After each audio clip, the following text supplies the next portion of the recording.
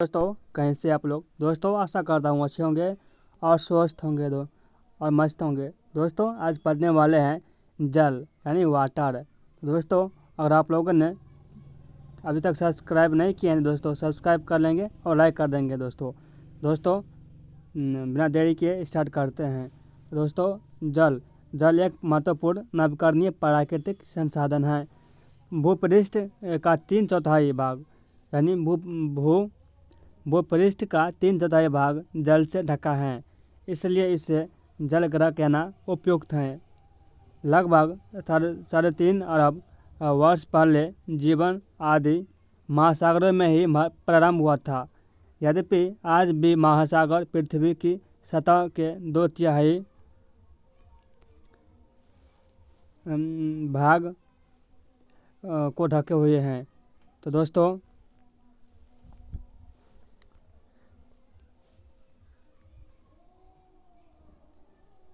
ये जो जल हैं ये 3.5 अरब वर्ष पहले ही जीवन आदि महासागरों में ही प्रारंभ हुआ था। और दोस्तों ये 3/4 भाग जल से ढका हुआ है। दोस्तों ये जो है भूपृष्ठ 3/4 भाग से जल से ढका हुआ है। दूसरा पॉइंट है दोस्तों, पृथ्वी पर जल का बढ़ाया जा सकता है और न घटाया जा सकता है। इसकी कुल मात्रा स्थिर रहती है। इसकी प्रचुरता में विविधता प्रतीत होती है, क्योंकि यह वाष्पीकरण, वर्षण और का की प्रक्रियाओं द्वारा महासागरों, वायुभूमि और पुनः महासागरों में चक्रण द्वारा निरंतर गतिशील है। जैसा कि आप जानते हैं इसे जल चक्र भी कहा जाता है। दूसरा दोस्तों जल उपलब्धता की समस्या यानी वाटर अवेलेबिलिटी प्रॉब्लम्स, जल उपलब्धता की समस्या। दोस्तों विश्व के कई प्रदेशों में जल की कमी है। विश्व के कई प्रदेशों में दोस्तों जल की कमी है।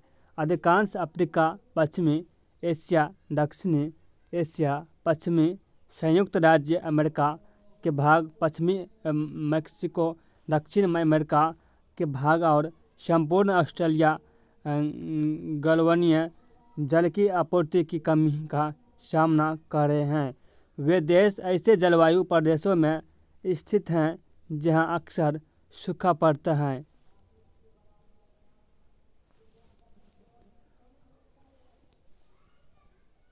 उनमें जल अभाव की अधिक समस्या बनी रहती है।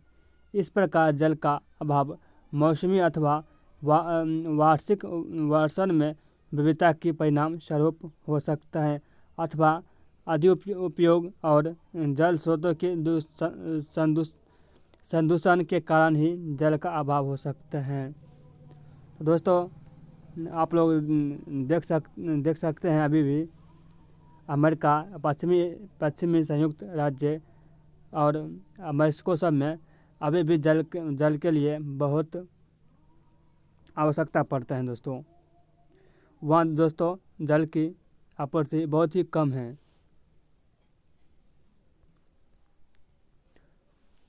दूसरा दोस्तों वन और अन्य वनस्पति आवरण धरातलीय प्रवाह को मंद करते हैं और भूमिगत जल को पुनः पूरित करते हैं। जल संग्रहण पृष्ठीय प्रवाह को बचाने की दूसरी विधि है।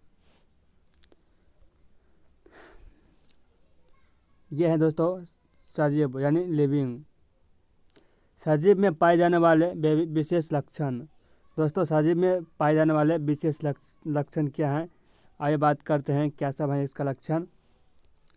सजीव में सभी सजीव वस्तुओं को भोजन की आवश्यकता होती है, ये सही बात है। दोस्तों जितने भी सजीव हैं उसको भूख लगते हैं और वो खाना खाते हैं। सभी सजीव श्वसन करते हैं। जितने भी सजीव हैं दोस्तों सभी जो हैं वो श्वसन करते हैं, यानी लिविंग थिंग्स रेस्पायर। दोस्तों जितने भी सजीव हैं वह सजीव श्वसन करते हैं और दोस्तों सांस लेते समय O2 छोड़ते हैं। जितने भी सजीव हैं दोस्तों वो सांस लेते समय O2 छोड़ते हैं।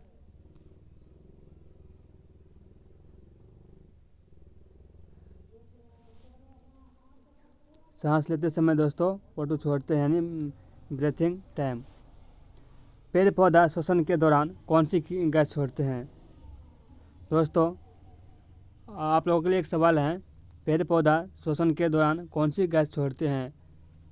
दोस्तों पेड़ पौधा श्वसन के दौरान कौन सी गैस छोड़ते हैं? तो दोस्तों CO2 छोड़ते हैं। ये दोस्तों ये रात के समय होता है। पेड़ पौधा श्वसन कब करते हैं? रात में। और दोस्तों दिन में पेड़ पौधे क्या करते हैं? प्रकाश संश्लेषण करते हैं यानी फोटोसिंथेसिस करते हैं। पेड़ पौधे प्रकाश संश्लेषण के समय O2 छोड़ते हैं। दोस्तों अभी मैंने बताया आपको, पेड़ पौधे प्रकाश संश्लेषण के समय O2 छोड़ते हैं और पेड़ पौधे श्वसन के दौरान CO2 छोड़ते हैं। सांस छोड़ते समय CO2 छोड़ते हैं। दूसरा दोस्तों, एक वयस्क मनुष्य 1 मिनट में 15 से 18 बार सांस लेते हैं एवं छोड़ते हैं। दोस्तों एक वयस्क मनुष्य 1 मिनट में 15 से 18 बार सांस लेते हैं एवं छोड़ते हैं यानी छोड़ते हैं। दूसरा है दोस्तों, भिन्न भिन्न जंतुओं में अलग अलग अंगों द्वारा गैसों का आदान प्रदान होती है। दोस्तों भिन्न भिन्न जंतुओं में अलग अलग गैसों का आदान प्रदान होता है। दूसरा दोस्तों, एनिमल यानी जंतु और श्वसन अंग। दोस्तों मनुष्य, शेर, गाय, सांप, छिपकली, पक्षी इत्यादि ये दोस्तों फेफड़े या फुफ्फुस के दौरान अपना श्वसन करते हैं यानी सांस लेते हैं। यहाँ पे बात करेंगे दोस्तों मक्खी, कॉकरोच या अन्य कीट, ये दोस्तों वातक यानी ट्रैकिया के दौरान अपना श्वसन करते हैं यानी सांस लेते हैं। केंचुआ है दोस्तों, ये त्वचा के केंचुए की एक त्वचा और चिकनी होती है, ये उसके दौरान अपना सांस लेती है। और मेढक है दोस्तों, ये फेफड़ों और त्वचा के दौरान अपना सांस लेती है। आप बात करेंगे दोस्तों एनिमल यानी जंतु और श्वसन अंग को। दोस्तों ऑक्टोपस मछली, ये दोस्तों गिल के दौरान यानी ग्लोम के कारण अपना सांस लेती है। वेल डॉल्फिन, यह जंतु समय समय पर समुद्र से बाहर आते हैं और स्वच्छ वायु ले सके। दोस्तों वेल मछली जो होती हैं यानी डॉल्फिन, वे समय समय पर समुद्र से बाहर निकलती हैं और स्वच्छ वायु ले लेते हैं और फिर अंदर चले जाते हैं। क्योंकि दोस्तों समुद्र में पानी गंदा होता है, इसलिए दोस्तों वेल जो मछली होती है यानी डॉल्फिन, वे समय समय पर समुद्र से बाहर आते हैं और स्वच्छ वायु ले लेते हैं और फिर अंदर चले जाते हैं। ये दोस्तों फेफड़े द्वारा वात छिद्र के दौरान अपना श्वसन करती है। दूसरा दोस्तों, पौधों में गैसों का आदान प्रदान मुख्य रूप से पत्तियों के द्वारा होता है। पत्तियों में उपस्थित सूक्ष्म रंध्रों के दौरान ऑक्सीजन अंदर जाती है, कार्बन डाइऑक्साइड गैसों बाहर आती हैं। परंतु प्रकाश संश्लेषण प्रक्रिया में पौधे कार्बन डाइऑक्साइड गैस से अंदर लेते हैं और ऑक्सीजन गैस बाहर छोड़ते हैं। पौधे में प्रकाश संश्लेषण केवल दिन में ही होता है। दोस्तों पौधे में प्रकाश संश्लेषण केवल दिन में ही होता है, जबकि श्वसन क्रिया रात दिन होती हैं। प्राकृतिक में पौधे ऑक्सीजन के प्रमुख स्रोत हैं। दोस्तों अभी मैंने आपको बताया पेड़ पौधे दोस्तों ये रात में श्वसन करते हैं और दिन में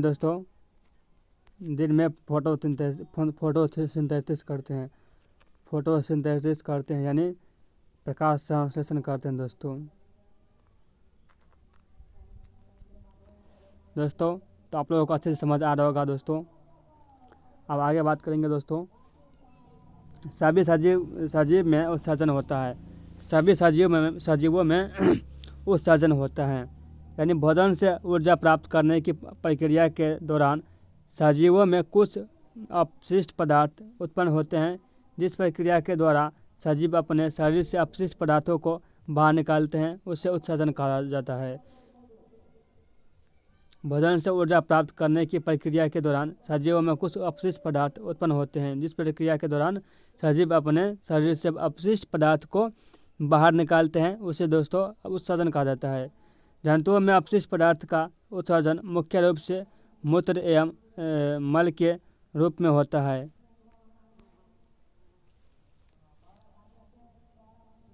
और जंतुओं में दोस्तों मुख्य उत्सर्जन अंग विक जंतु अपने श्वास अंगों के द्वारा ही भी अपशिष्ट गैस को बाहर निकालते हैं। अब मनुष्य का पसीना श्वेत भी एक प्रकार का अपशिष्ट पदार्थ है दोस्तों। जैसे मनुष्य का पसीना आता है दोस्तों, वे श्वेत यानी एक प्रकार का अपशिष्ट पदार्थ ही होता है। मनुष्य का जो दोस्तों मल मूत्र होता है वो एक अपशिष्ट होता है दोस्तों, वो त्वचा के द्वारा बाहर निकालता है। पक्षी बीट के रूप में अपशिष्ट पदार्थ बाहर निकालते हैं। दोस्तों बीट क्या होता है? दोस्तों बीट होता है दोस्तों बीट होता है और वो एक पक्षी है, वो ऊपर से अपना मल छोड़ देता है, उसी को दोस्तों बीट बोलते हैं। पौधे में हानिकारक पदार्थ उत्पन्न होते हैं। पौधे इन अपशिष्ट पदार्थों को या तो स्राव के रूप में बाहर निकाल देते हैं या फिर इन पदार्थों के ऐसे भाग में इकट्ठा कर लेते हैं जिससे उनको हानि न पहुँचे। दूसरा दोस्तों नेक्स्ट पॉइंट, सभी सजीव उद्दीपन के प्रति अनुक्रिया करते हैं। हमारे आसपास होने वाले परिवर्तन जो किसी सजीव को प्रतिक्रिया करने के लिए प्रेरित करते हैं उद्दीपन कहलाते हैं। जो प्रतिक्रिया सजीव परिवर्तन के प्रति करते हैं उसे अनुक्रिया करते हैं, उसे दोस्तों अनुक्रिया कहते हैं। जैसे दोस्तों जब हम गर्म वस्तु को छूते हैं तब हम एकदम अपना हाथ पीछे खींच लेते हैं। जैसे दोस्तों जब हम गर्म पानी को छूते हैं तब एकदम अपना हाथ पानी से पीछे खींच लेते हैं।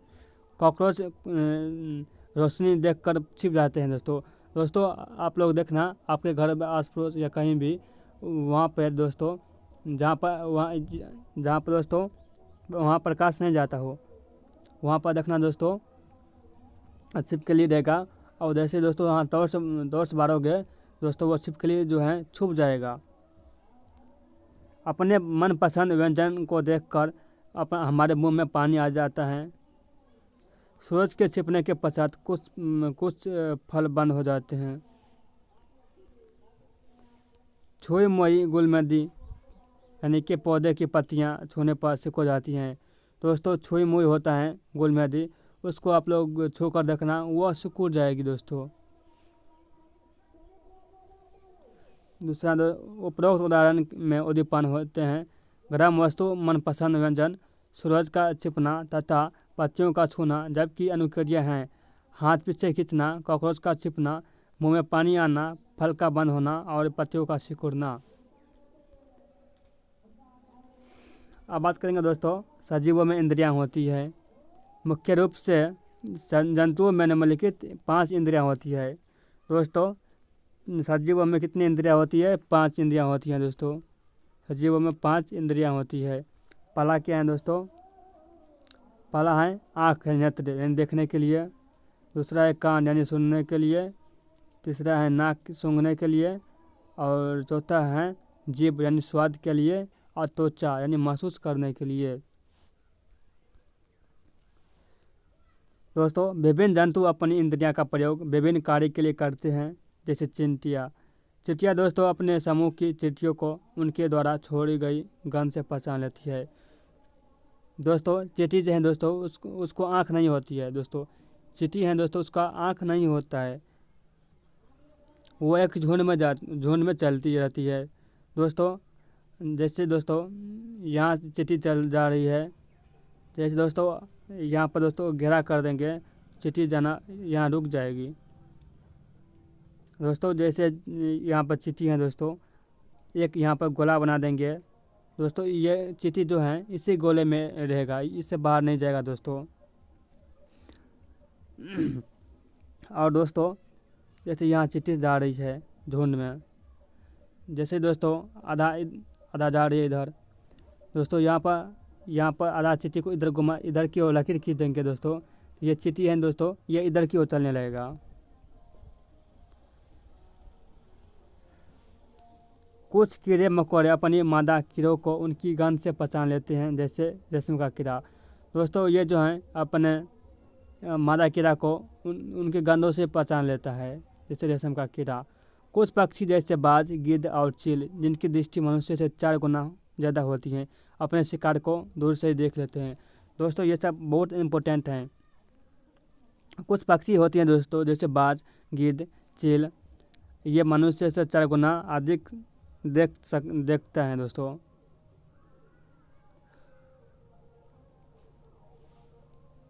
पक्षी एक ही वक्त में 2 अलग अलग चीज़ों को देख लेते हैं, क्योंकि इनके सिर के दौरान दोनों तरफ आँख होती है, परंतु इनके आँखों की पुतलियाँ घूम नहीं सकती हैं। दूसरा है दोस्तों, कुछ पक्षी जैसे बाज, गिद्ध, चील, दृष्टि मनुष्य से 4 गुना ज़्यादा होती है, अपने शिकार को दूर से ही देख लेते हैं।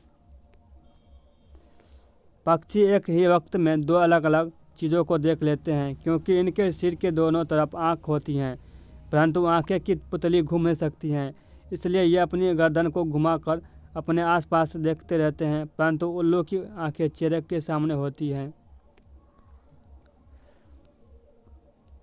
कुछ जानवर के कान बाहर दिखाई देते हैं, परंतु कुछ के नहीं। हाथी अपने कान से सुनने के अलावा हवा भी कर सकता है। सांप सुन नहीं सकता है, परंतु ज़मीन पर हुए कंपन को महसूस कर सकता है। दोस्तों सांप जो है दोस्तों वो सांप का दोस्तों कान नहीं होता है दोस्तों, वह सुन नहीं सकता है, सिर्फ देख सकता है। और वह दोस्तों जहाँ कंपन होता है वह महसूस करता है दोस्तों, वह सांप जो है दोस्तों वो नहीं सुनता है। दोस्तों सांप का है दोस्तों, सांप का कान नहीं होता है। और दोस्तों चींटी का आँख नहीं होती है दोस्तों, चींटी का दोस्तों आँख नहीं होती है और सांप का कान नहीं होता है। मच्छर हमारे शरीर की गंध एवं तलबे की गर्मी से ही हमें अंधेरे में भी ढूंढ लेते हैं। दोस्तों मच्छर जो है वो आप जहाँ भी रहोगे वो आपको ढूंढ लेता है दोस्तों, वो हमारे गंध से पहचान लेती है। और हमारे पैर हैं तलवा, उससे दोस्तों उसके गंध हैं उसे सूंघ कर दोस्तों वो हमें ढूंढ लेती है। दोस्तों आज के लिए इतना ही, फिर मिलेंगे नेक्स्ट वीडियो में। दोस्तों अगर आप लोग चैनल पर नहीं हैं तो दोस्तों सब्सक्राइब कर लेंगे, क्योंकि दोस्तों बहुत मेहनत लगता है वीडियो बनाने में। दोस्तों आपसे इतना ही है, आशा है आप लोग सब्सक्राइब कर देंगे।